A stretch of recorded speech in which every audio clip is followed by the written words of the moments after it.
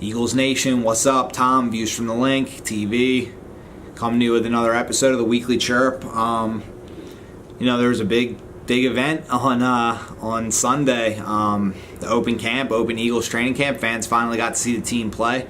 A lot of videos on the net, a lot of talk about the players that looked good, players that looked bad, and things like that. So, one of the things that I've been talking about for a while now. I mean, granted, he hasn't put together a body of work that's impressive whatsoever, and there was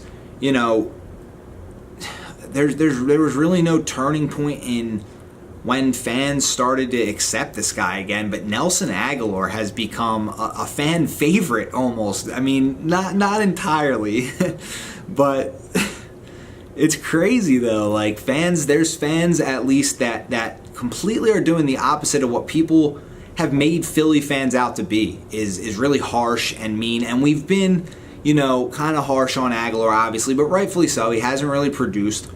But we've embraced his struggles, and we want to see him play well. I mean, a lot of fans are cheering him on, and he was shaking and baking guys. And I mean, even in one-on-one drills, they literally, the receiver is basically guaranteed to win. I mean, if you don't, that's pretty alarming. But one-on-one drills, Agholor's putting on moves. It's getting fans, I mean, even just that. It goes back to, it's that far back with Nelson Agholor.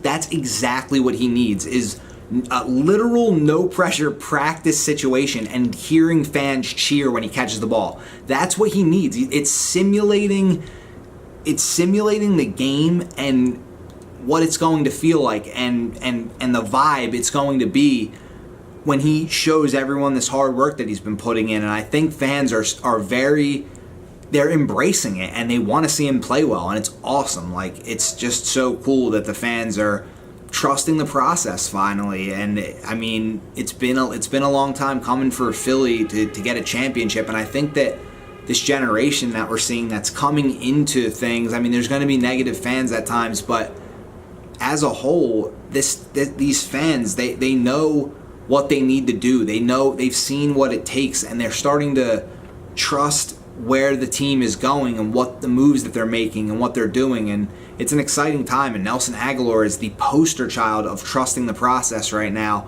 Terrible his first 2 years. Might as well have sat out like Embiid, and his third year, well, who knows? Let's see if he can come back and have somewhat of a breakout season. I'm not expecting anything crazy, but he's been awesome, and his attitude's always been awesome, and I've always loved watching his interviews and the energy and charisma and things like that. And he's just confident, and the game's starting to slow down for him, and he's always been one to wear his emotions, and that's what I liked about him coming out of college too. He's a really emotional football player, and I think that's something that Chip Kelly pulled out of the draft, if anything, was a lot of guys that really love football. So Agholor is one of those guys, and I think if the game can slow down for him and he can slow things down and focus, and that's kind of what he's been saying that has been the difference for him, I think that, and having veteran receivers obviously on the sides of him, I think that he can have somewhat of a year where he makes some big plays for us, and he's a threat, on the field, and that's all you can ask for. He's got 2 more years to prove himself with this team to get an extension, and who knows? I mean, he's fighting just like anyone else. He was a first-round pick. I mean, he's got some talent. So let's see how he turns out, and we're trusting it. So, and then Carson Wentz, obviously. I mean, what can you say? He's having a great camp. He's impressing people. He's looking sharper. He's looking like he put that work in. He's not coming back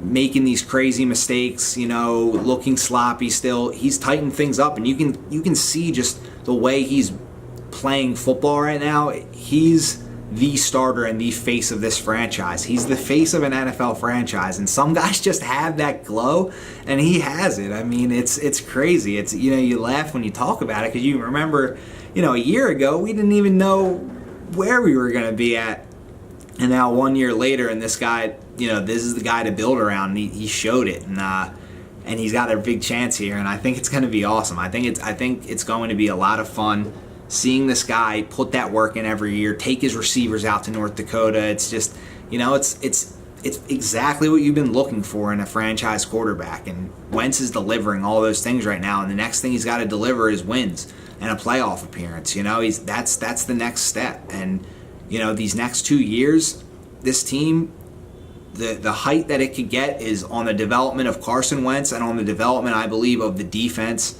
as a unit. And I think that if you have a great quarterback that just every Sunday is going to come out and just give defense fits, threaten them with his arm, with his legs, whatever he has to do to get the job done, knows how to win, that really makes your team it takes it to a new level. So if you can get this defense to be able to trend in the direction that it's been going, I think it's getting there, but there still needs to be some things that are answered, an attitude, and I think that I think it's getting there. But I think in the next 2 years, this team with Carson Wentz as the face of this franchise really has a lot of potential. So we'll see what happens with that. And on a worse note, the cornerback situation is grim. Obviously, you saw the guys getting just completely cooked by guys like Agholor and Torrey Smith and Alshon Jeffrey.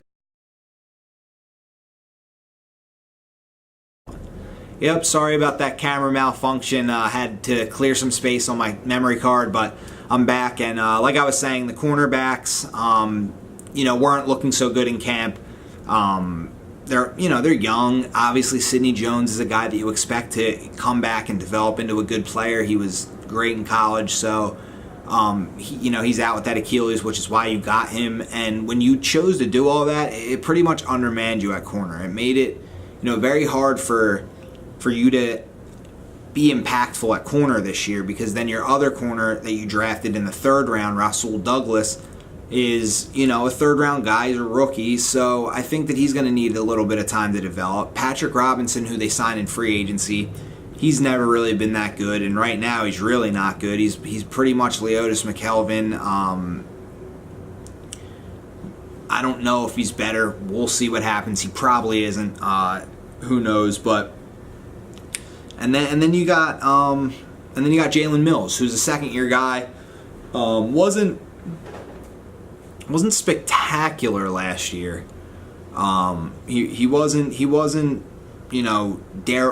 Revis or anything, but you can't discount a guy who struggled coming in as a 7th round rookie. I mean, the fact that he's in there, up against top receivers was pretty crazy, and he showed you he wants to give his all. So if anything, Jalen Mills, he could develop into a guy that you have a lot of confidence in out there, but who knows from his 2nd year. So the bottom line is the cornerback situation right now isn't looking like it's going to be a year where all these guys are at their top potential. And, that's not to say that they can't get to a certain potential. I think that there's a lot of talent there, and it's yet to be groomed and untapped. But these guys that, they're going to give it their all. And Aaron Grimes is another guy that, you don't really know what kind of player he is, and he played well in preseason before getting hurt last year. So you really have to just, you have to try these younger guys out, I guess, and see what they have. And, even Patrick Robinson, he's going to be on the field.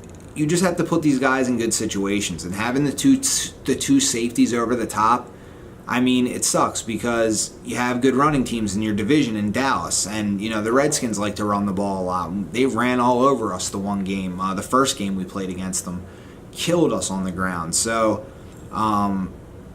you got to be able to stop the run with your front 4 and your linebackers and things like that, because if you bring that safety down in the box and leave your cornerbacks exposed, you might be in for a couple big plays against you, and you can't have that. You can't afford to have that. So really, these cornerbacks, it's not their fault. They're just young guys, and it's really the coaching. They have to be the ones to step up and disguise this cornerback situation as best they can and get the most out of these guys, because they're young and they need to learn, but at the same time, this is the group you went into it with. So, it's all management, and you can't fix every hole in one offseason. So the fact that the cornerbacks are weak, I mean, it probably will be the reason we're held back from, doing anything significant, is probably because our pass defense is going to be pretty hurting when our pass rush kind of disappears, and there's going to be times where we don't get to the quarterback.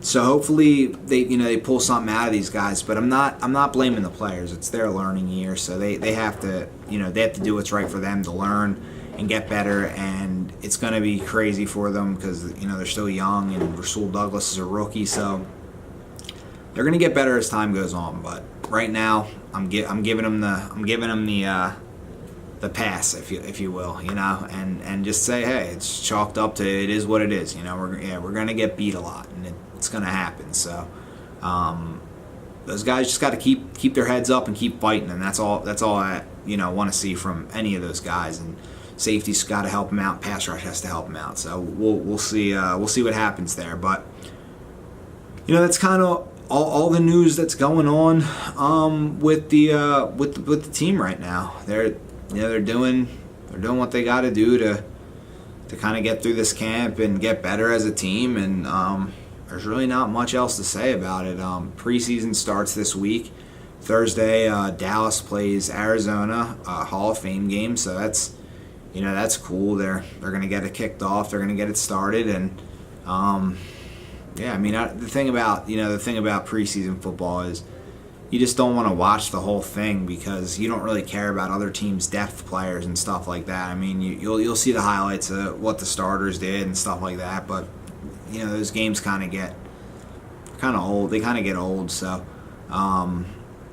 I just can't wait till the Eagles play. A week from Thursday, so we'll see them. We'll see them on the field then against Green Bay, and they're just grinding right now. They're getting through camp and they're doing what they got to do to get better, like I said. So hopefully we see more good days in camp for the cornerbacks, and keep seeing more good days for Wentz. But till Thursday with Bird Buzz, guys, just fly Eagles fly, keep repping the team, and I'll see you Thursday for Bird Buzz.